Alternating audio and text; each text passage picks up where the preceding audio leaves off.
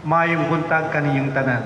Mayong buntag sa Nadunggan nato sa ebanghelyo karon kining maong pangutana. Kinsa man ang labing dako sa gingharian sa langit?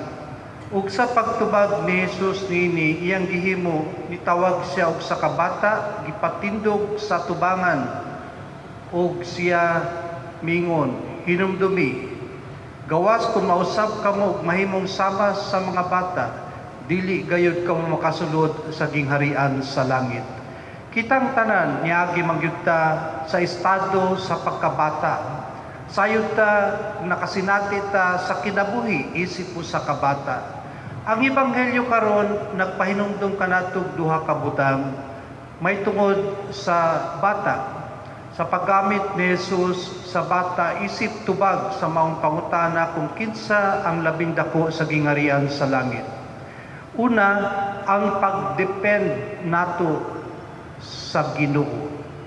Ang bata nagadepende sa iyang mga ginikanan. No? Dependent ang bata sa kinsay nagaatiman o nagapadako sa iya. Labaw na kung bata pagyud kaayo. Mo na nga kung wala ang maong pagdepend o wala ang mga tao nga diin nagadepend ang bata dili makasurvive. Mao pud na sa tuwang bahin at tubangan sa Ginoo.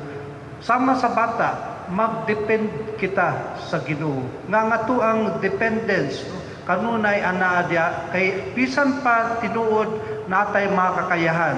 Gani kung hunaw-naon tanan natong kakayahan nag-iya o nagikan gihapon kini sa Ginoo nga mao'y nagbuhat kanato.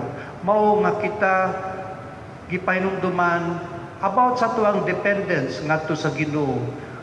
Ang usa ka magsilbing babag niining atuang dependence sa Ginoo mao ang gitawag nga pride o garbo. Nga tungod sa atong mga achievements, tungod sa nagtuo kita sa atong kakayahan ug nakalimot ta nga gikan ni kini sa Ginoo, nawala na ang maong sense of dependence ngadto sa Ginoo. Apan di ay kung naon kawang lamang tanan kung dili kabahin ang Ginoo sa atong kinabuhi, sa ato ang mga kalampusan. Ikaduha, may tungod sa humility o pagpahiubos nga ang maong quality anaa sa maong mga bata. O kining maong pagpahiubos o humility or becoming or being humble, usa ni sa mga tema nga nagkabalik-balik sa mga ebanghelyo. Nganuman, tungod kay ang pagpahiubos, usa ka necessary nga element aron kita tinuod nga makahigugma.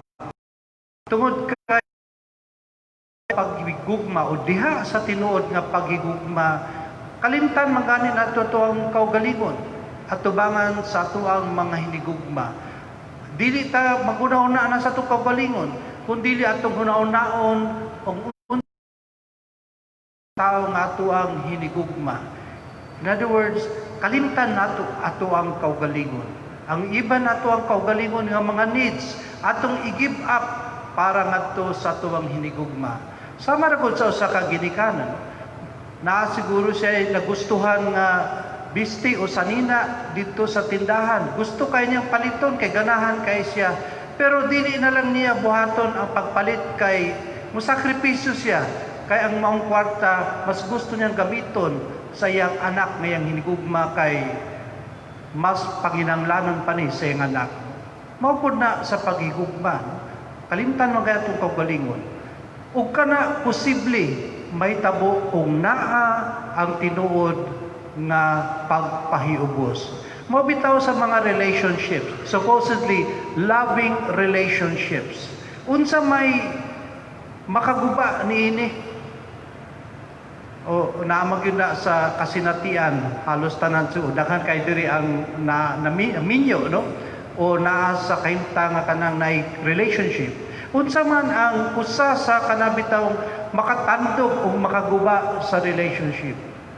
Ang garbo, pride. Mao na nga kung tinuod nga naigugma mo sa imuhang bana, imong asawa, kining o sa imong nakay relationship, kung mapatigbabaw ang imuhang garbo, di gyud mo lahutay ang relationship. Nga naman, dili man mag-materialize ang paghigugma. Kay ang babag sa paghigugma mao ang garbo. Mao gani bitaw, di ba, kung naamoy pa naglalis, na kuha na lang yun ka, mo give in na lang ka, magpaiubos na lang yun ka, because you love the person. And you will understand at that moment, siguro init pang ulo, at that moment, kinanan pa maklarify o ma-enlighten ang mga tao, taga-anog time. Pero kung sungagon po di mo ni imong dakong garbo, gubot yun ang tanan. Mao na nga, kini karon ang ebanghelyo nagpahinumdum kanato nga magpaubos tungod kay ang humility kinahanglanon aron matuma nato ang kamanduan sa Ginoo nga maghigugma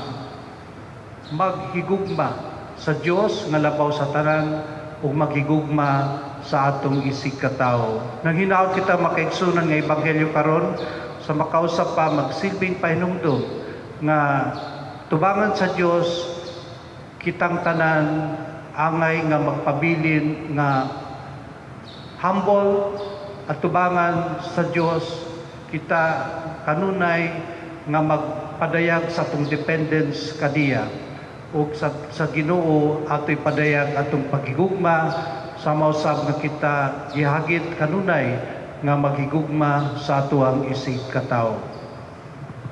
Manindog.